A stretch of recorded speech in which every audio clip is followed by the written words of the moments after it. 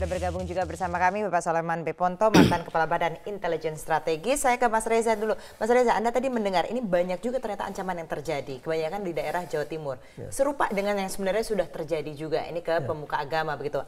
Analisa Anda seperti apa? Saya tentu saja bersedih, terluka, campur marah bahwa sekian banyak pemuka agama kita dianiaya sedemikian rupa. Tapi sungguh-sungguh saya berharap bahwa apa yang saya katakan ini tidak menjadi kenyataan. Adakah kemungkinan pemuka agama kita adalah, maaf jangan salah tafsir, adalah sebatas target antara. Barangkali target yang sesungguhnya ingin diincar adalah otoritas penegakan hukum. Karena kalau kemudian otoritas penegakan hukum tidak berhasil mengungkap ini, sebagaimana yang menjadi PR tahun 98 tidak kunjung terungkap hingga tuntas hingga hari ini, akan terkirim pesan nyata ke masyarakat bahwa seolah-olah hukum tidak hadir, bahwa seolah-olah masyarakat tidak terjaga, bahwa kebutuhan rasa aman masyarakat tidak terpenuhi. Kalau kemudian masyarakat sudah punya persepsi menyimpang semacam itu, episode berikutnya adalah apa? Vigilantisme. Hari ini kita gunakan istilah persekusi. Masyarakat memberdayakan mereka sendiri, menciptakan hukum mereka sendiri, konon untuk membangun ketertiban, untuk membangun kepastian hukum, untuk menjaga keselamatan semua. Kalau kemudian setiap orang, setiap kelompok sudah melakukan vigilantisme atau persekusi, PR terbesar makin menumpuk bagi siapa? Bagi Pak Slamet.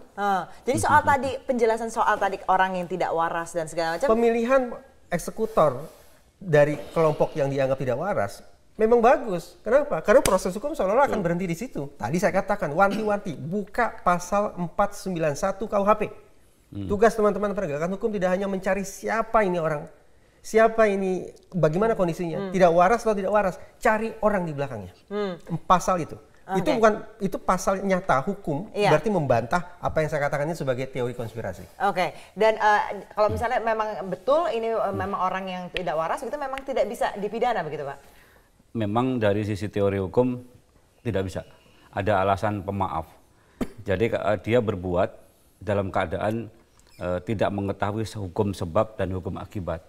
Maka untuk terhadap orang-orang seperti ini itu tidak bisa dikenakan hukuman. Betul Mas Reza, betul. Tapi kan ini tidak bisa sama.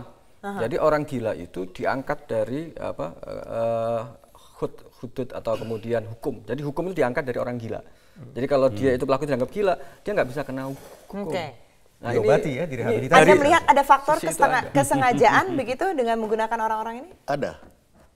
Nah, saya melihat begini, kita tidak bisa melepaskan kondisi ini dengan kondisi kita di tahun depan. Tahun depan kita akan ada perebutan kekuasaan Pilpres. Mari kita mundur ke tahun 48. Tahun 48 di sana apa yang terjadi? Ada kelompok yang disebut PKI dan kelompok agama yang bertempur.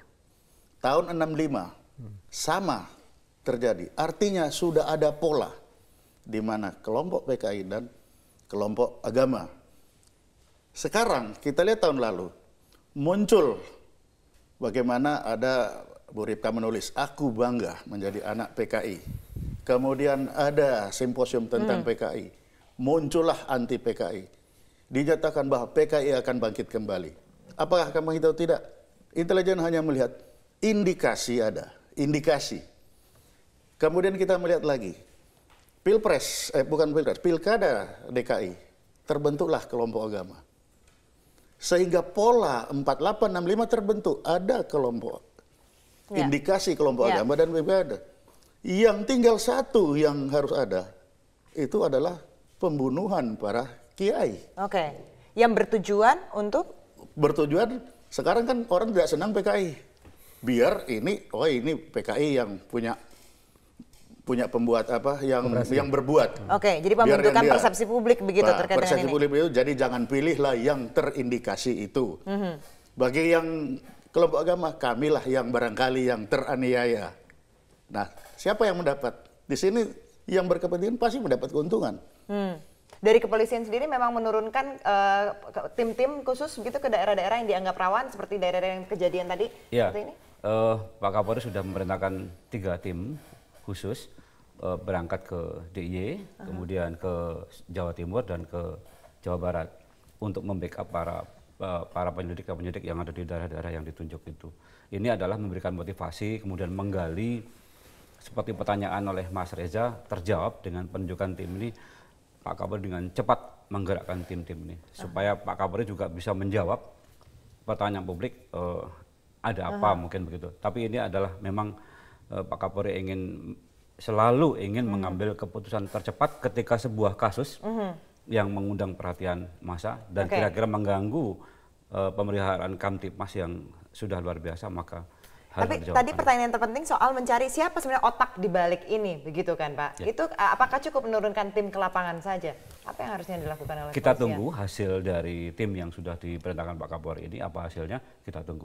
Oke, Mas Reza, PR terbesar masih di kepolisian kalau begitu. Sebenarnya apakah memang efektif kalau misalnya menurunkan timnya justru ke lapangan, tapi kita belum tahu nih sebenarnya otaknya siapa? Polri itu sekarang punya tagline luar biasa, promoter, profesional, modern, terpercaya. Saya yakin 3 tim Pak ya, yang dibentuk oleh Polri itu akan mampu bekerja profesional dan modern. Tapi terpercaya lain lagi persoalannya.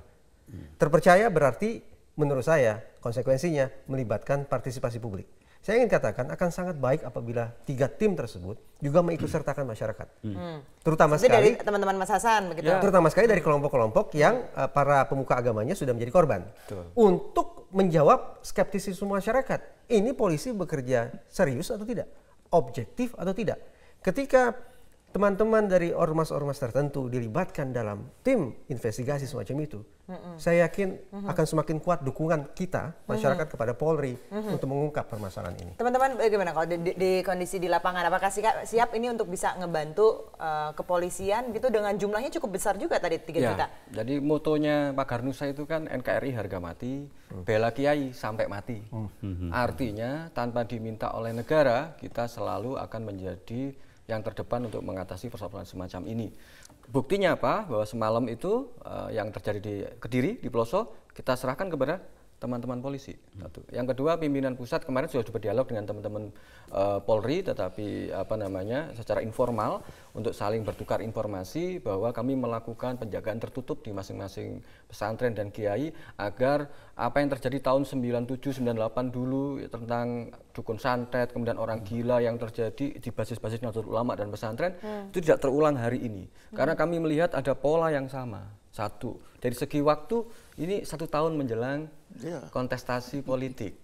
Dulu juga begitu. Ya kan? Kemudian lihat dari person-person yang dipakai.